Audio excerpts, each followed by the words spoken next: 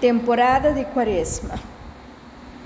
Temporada de Quaresma está 40 dias largo, em qual nós está reflexionar, pensar arriba Jesus e tudo o que ele faz.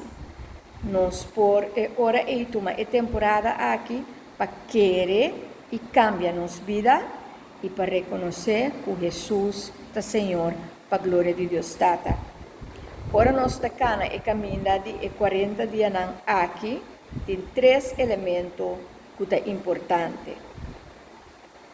Tuna, yuna e oração.